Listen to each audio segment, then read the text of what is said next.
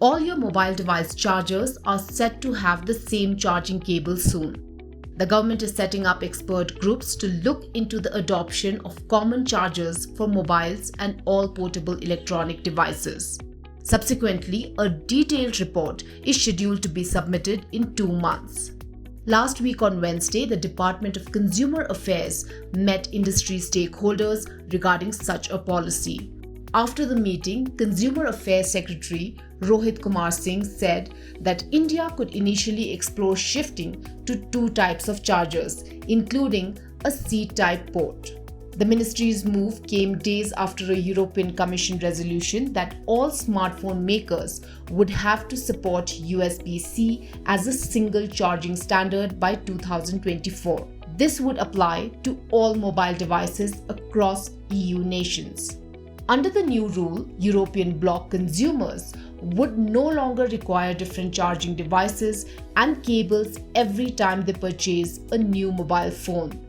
Also, the European law would reportedly end the need for providing chargers with new phones and similar devices since users would already have the necessary accessories. Depending upon the contours of the Indian policy, you might have a similar experience. For Indian consumers, such ease of use and charging won't be limited just across different smartphones. This is indicated by the fact that separate expert groups will be set up to study charging ports used in 3 segments: mobiles and feature phones, wearable devices, and laptops and tablets. A one-charger policy is also likely to find wide public support. Chargers and charging cables from the original equipment manufacturer can be expensive. According to a local circle survey, 9 in 10 consumers want the government to standardize charging cables for smartphones and tablets. However, the India Cellular and Electronics Association has said that bringing in a common charger for mobile phones by migrating to only the USB Type-C port would raise the prices of low-end devices. While the price increase might not be too significant, the wafer-thin margins in that segment calls for consideration. I would say a consumer-friendly step because right now people are with multiple devices, multiple gadgets, even on the go. A laptop and a smartphone is with many of the users out there. They take 2 devices together. Then we have now added like smartwatches there, or a TWS wearable is there. Now all these devices put together, although like for the wearables we use the same charger as the smartphone, but laptops in many cases is a different charger out there. So is the case for tablets.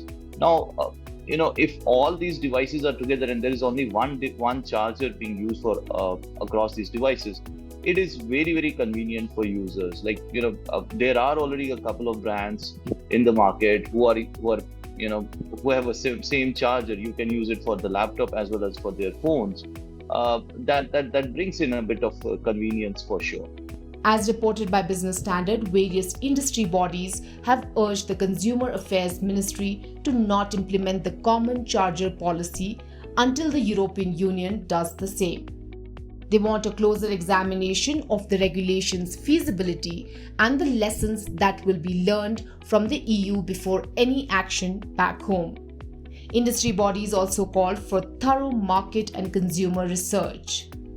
According to ICEA Chairman Pankaj Mahindru, India is home to a large charger manufacturing base, which aspires to be a world leader in the sector. The policy could affect the promising industry with reduced domestic demand. Countries around the world possibly turning to common chargers could also impact their export potential. Experts believe that mandating only 2 types of chargers and a C-type port for all devices would impact tech giant Apple the most because it does not use a USB-C port for charging. Samsung, Xiaomi, Oppo, Vivo, and Realme, which are the top 5 brands in the Indian market, use Type-C charging ports. Some entry-level smartphones and feature phones still use a micro USB cable. charger right now and battery as such is one of the, I would say, key focus areas for all OEMs in when I talk of smartphones, because application use cases like gaming has pushed everyone to have fast charging, higher battery out there. Now that is where all OEMs are right now trying to bring their USPs. Some are crossing the limits. We have 100, 120 watt chargers. We also have 240, 250 watt chargers now going in smartphones being showcased by some of the OEMs, and they definitely want to take that leverage that kind of R&D efforts they put.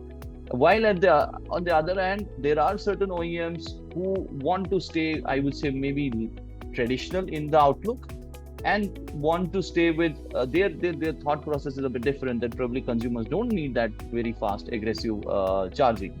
So that kind of flavor can only exist if OEMs are allowed to have a bit of room to do their own R&D and have their own differentiation. With this kind of initiative, what's going to eventually happen is that there is all possibility that then the charging as technology gets outsourced to a single or a few players in the ecosystem, who then supply this charger as a module to the OEMs. So when that kind of thing happens, okay, there will be segments and layers, I can understand that, but then you don't have much room and you don't have much to differentiate. To this end, the Ministry of Consumer Affairs is also considering the environmental angle. According to the United Nations University, India generated more than 3,000 kilotons of e-waste in 2019. Out of this, just 30 kilotons were formally collected. A one-charger policy could prove to be a small but not insignificant step towards addressing this challenge. If you like this video, share it and subscribe to Business Standard. For more news, views and insights, log on to www.business-standard.com. Do also follow us on YouTube, Twitter, Facebook, Instagram, Telegram and LinkedIn.